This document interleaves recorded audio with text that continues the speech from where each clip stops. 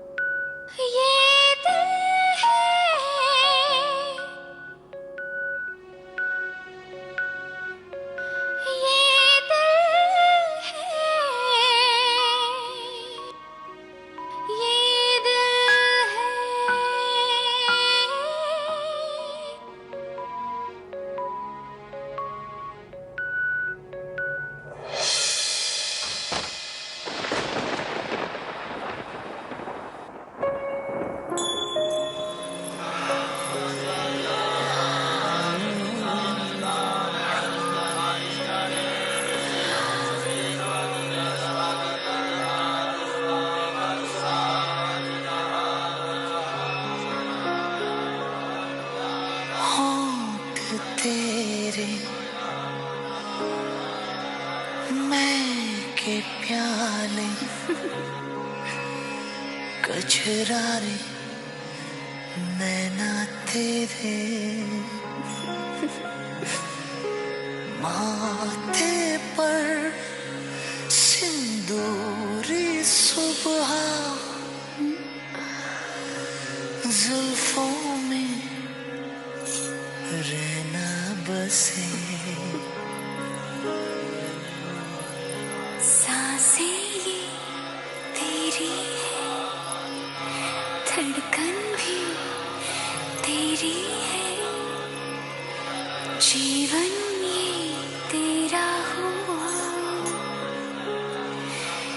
तेरे ही छूने से तन मन सजा मेरा, हुई मैं परिणीता।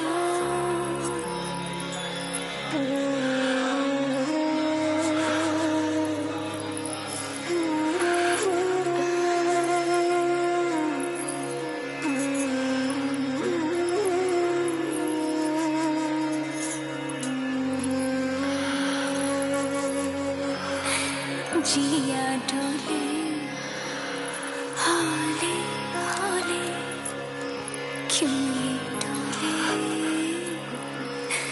जानू जिया डोले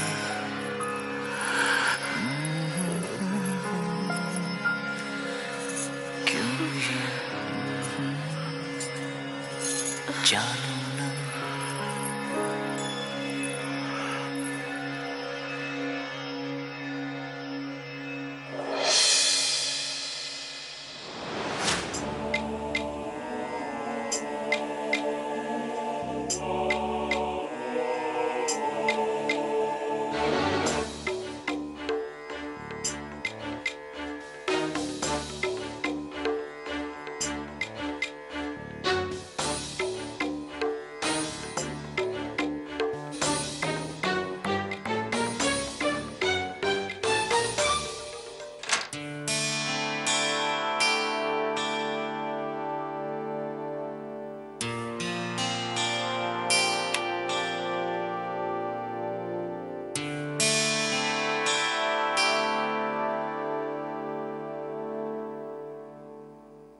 आरती,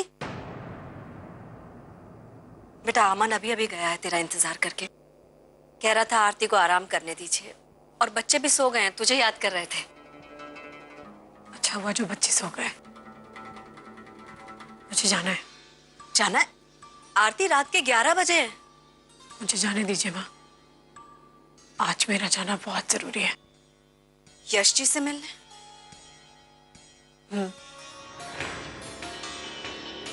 मुझे सब याद आ गया है माँ।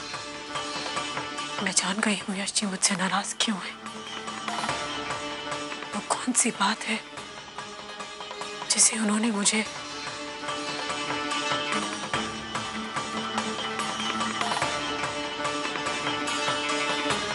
हाँ,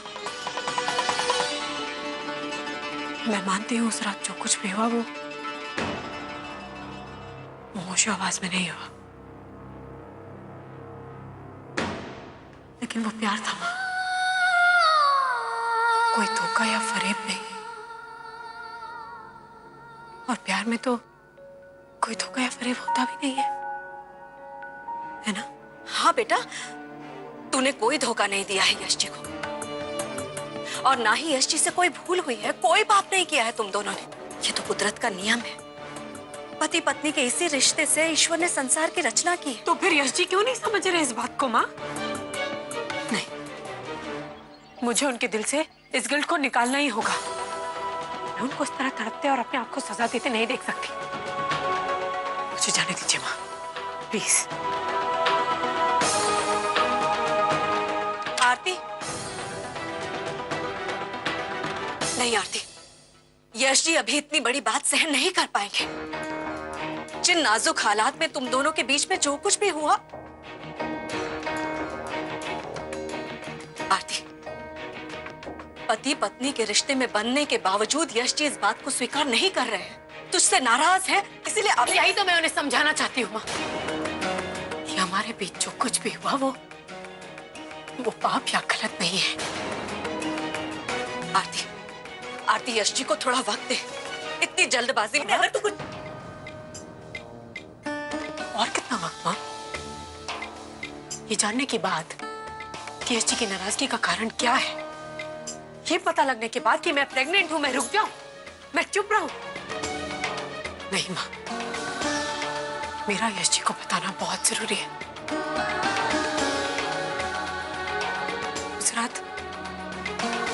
उस रात हमारे बीच जो भी संबंध हुआ, उसकी वजह से वो मुझे छोड़ नहीं सकते, बिल्कुल भी नहीं। मेरे साथ ये नाइंसाफी करने का हक उनके पास नहीं है माँ। मैं एक जीती जागती औरत हूँ, कोई सामान या कोई चीज नहीं कि उन्होंने जब चाहा अपनी जिंदगी से फेंक दिया मुझे। वो मुझसे मुंह इसलिए फेर रहे ना क्योंकि वो आज भी अर्पिता जी को चाहते हैं। लेकिन माँ, यश जी का अर्पिता जी को जाना मेरे लिए तो प्रॉब्लम था ही नहीं कभी। मैंने तो हमेशा इस बात को इतनी इज्जत दी है, लेकिन आज मैं चुप नहीं रहूंगी माँ, क्योंकि आज मेरे मान, सम्मान, स्वाभिमान और पहचान पे बात आई और मैं चुप नहीं रहूंगी माँ। मैं उन्हें बताऊंगी कि हमने जो कुछ भी किया वो सिर्फ प्यार था और ये बच्चा उसी प्यार की निशानी है। इसीलिए उनका जानना बहुत जरूरी है कि मैं उनके बच्चे की मां बनने वाली हूँ। एक बार फिर से सोच ले आरती, तू जो कह रही है वो एकदम सही है, लेकिन क्या तू ये चाहेगी कि अपने प्यार की निशानी जिसे तू इस दुनिया में लाने वाली है वो यश जी के गुस्से का कारण बने? बिना पिता के जिए पले बड़े,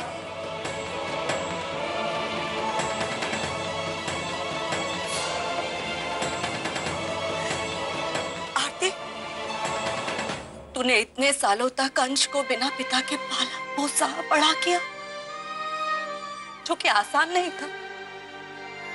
एक माँ का हर फर्ज तूने बखूबी निभाया, लेकिन अब इस आने वाले बच्चे के लिए तुझे त्याग करना होगा आरती, त्याग करना होगा। कैसे करूं मैं माँ, कैसे करूं? तुझे इंतजार करना होगा आरती, यश जी को समझाना होगा, उन्हें विश्वास दिलाना होगा कि तुम दोनों के बीच में जो कुछ भी हुआ उसमें किसी का कोई दोष नहीं है, वो स्वाभाविक है। और जिस दिन तू यश जी के मन से इस अपराध बोध को हटा देगी, वही सही समय होगा इस बात को बताने का कि तू उसके बच्चे की मां बनने वाली है। और फिर देखना यश जी इस बच्चे को अपने प्यार की निशानी समझकर अपना लेंगे, स्वीकार कर लेंगे। तुझे बहुत सोच समझ के कदम उठाना होगा आरती, बहुत सोच समझ के। हालात ही कुछ ऐसे हैं।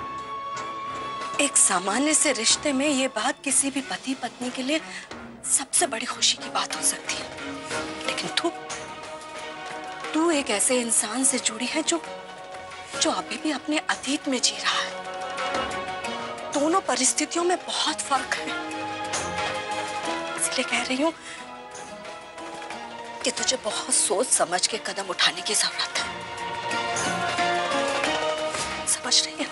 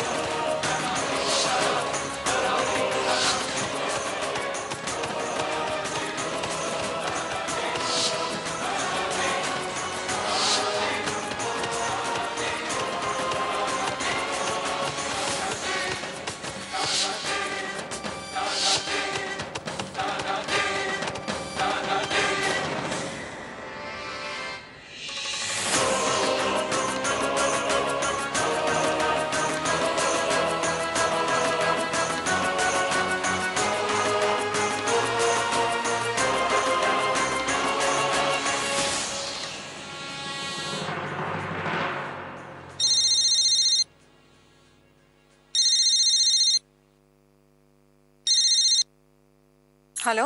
हाँ विधि बाबू। जी बाबू जी प्रणाम। हाँ खुश रहो। घर में सब कैसे हैं? सब कुछ ठीक है, आप चिंता मत कीजिए। आप कैसे हैं? मम्मी जी कैसी हैं? उनका चेकअप हो गया? हाँ अभी बस एक्सरे के लिए लेकर गए हैं, इसलिए मैंने सोचा कि बीच में बात कर लूं।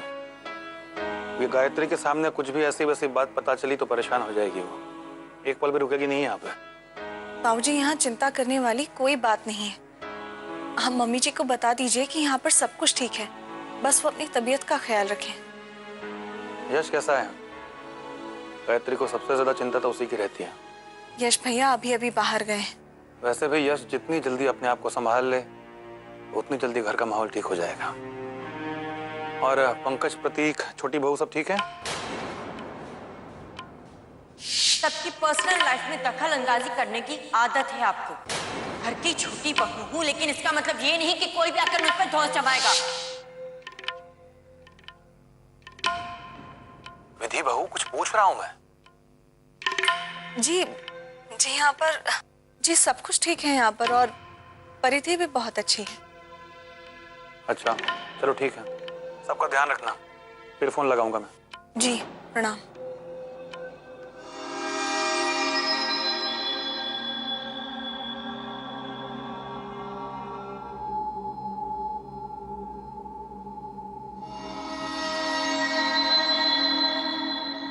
थैंक्स भाभी। थैंक्स किस लिए? वो आपने बाबूजी को मेरे शूट के बारे में नहीं बताया, इसलिए।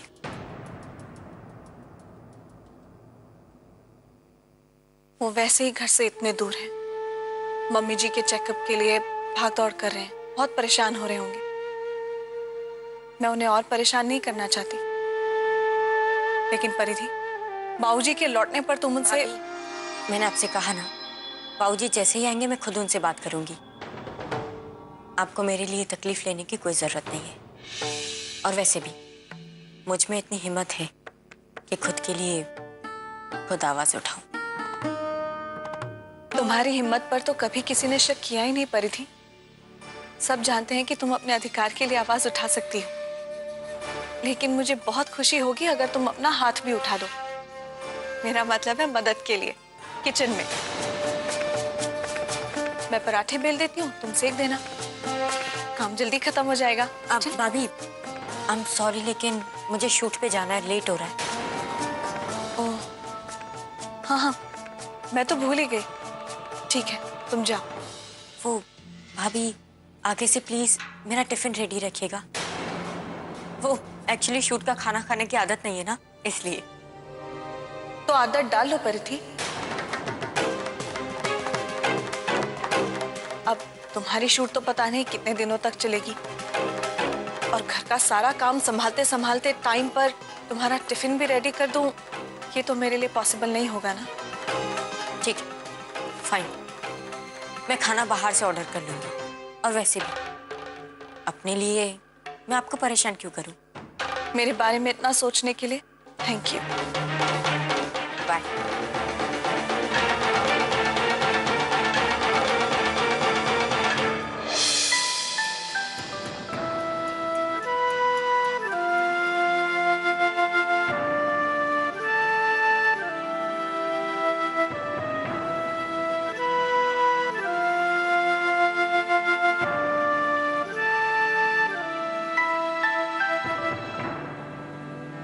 आई एम सॉरी परिधि,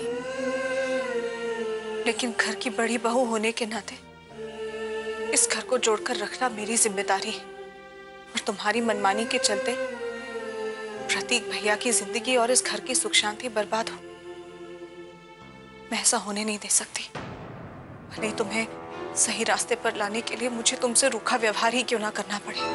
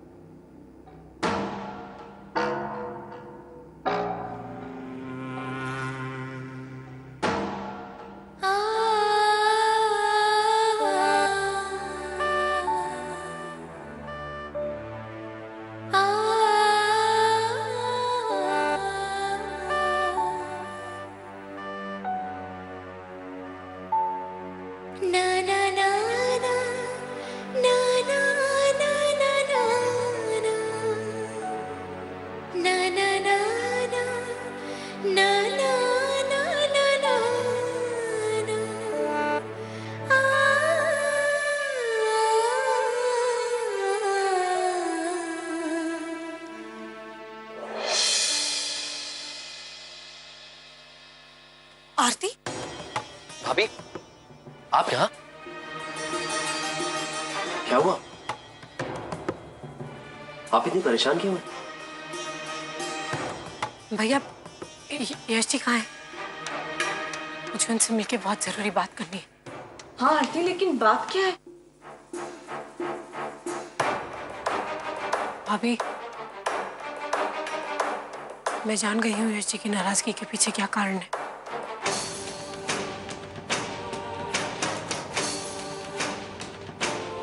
मैं जान गई हूँ वो किस बात से इतने नाराज है। प्लीज मुझे बताइए ना, वो कहाँ है? मुझे उनसे बात करनी है। क्या हुआ था भाभी? बताइए ना। मैं सब बाद में आराम से बताऊंगी, लेकिन पहले मुझे यश जी से बात करनी है। मुझे बताइए ना वो कहाँ है। हाँ लेकिन यश भैया तो बाहर गए हैं। बाहर? बाहर कहाँ? वो मैं नहीं जानती। मुझे पता है यश भैया कहाँ गए। मैंने उन्हें फोन पे बात करते हुए सुना। भैया, आप मुझे उनके पास ले चलेंगे प्लीज अभी? चलिए भाभी।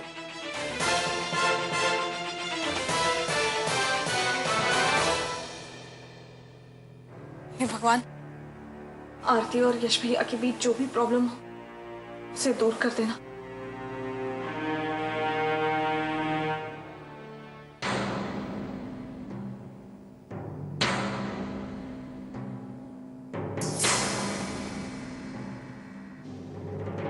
प्रतीक भैया, आप मुझे यहाँ क्यों लाए हैं?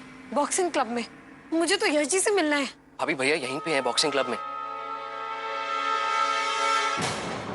जी भाभी, कॉलेज टाइम से देखता आ रहा हूँ, जब भी भैया परेशान होते हैं वो यहीं आते हैं। भैया की जिंदगी का हिस्सा हम सब ने भुला दी, लेकिन आज जब उन्हें फोन पे बात करते हुए सुना तब रियलाइज हुआ कि ये चैप्टर अभी बंद नहीं हुआ है। हम सब भुला चुके थे, लेकिन भैया आज भी अपनी उस आदत से जुड़े हुए हैं। और अफसोस की बात तो ये है भाभी कि बाबूजी भी आने जो भैया को रोक सके। प्रतीक भैया, आप क्या बोल रहे हैं? मुझे कुछ समझ में नहीं आ रहा है।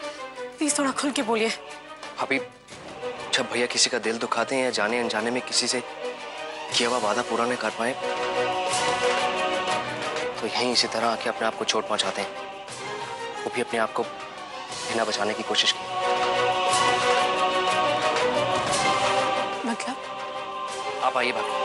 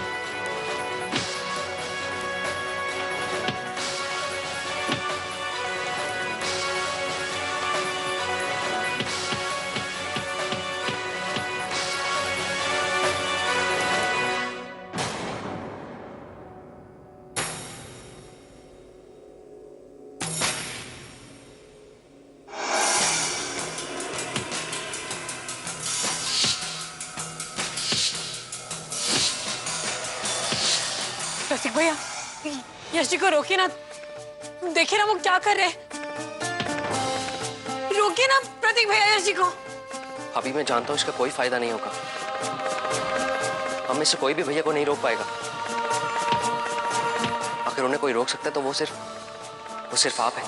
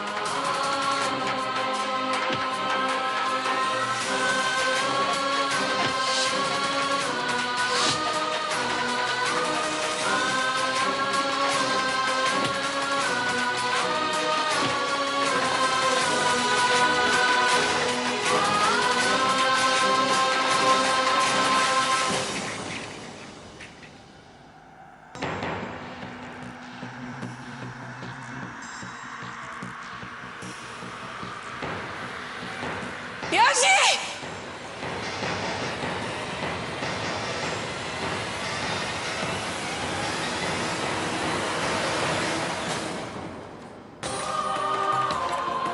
यश जी! यश जी! यश जी! यश जी! यश जी मेरी बात सुनिए ना। यश जी! यश जी! यश जी आप ठीक है ना यश जी? यश जी आप ठीक है ना? यश जी! यश जी आप ये सब क्यों कर रहे हैं? इसकी कोई जरूरत नहीं यश जी। यश जी अपनी आंखें खोलिए, अपनी आंखें खोलिए यश जी प्लीज। यश जी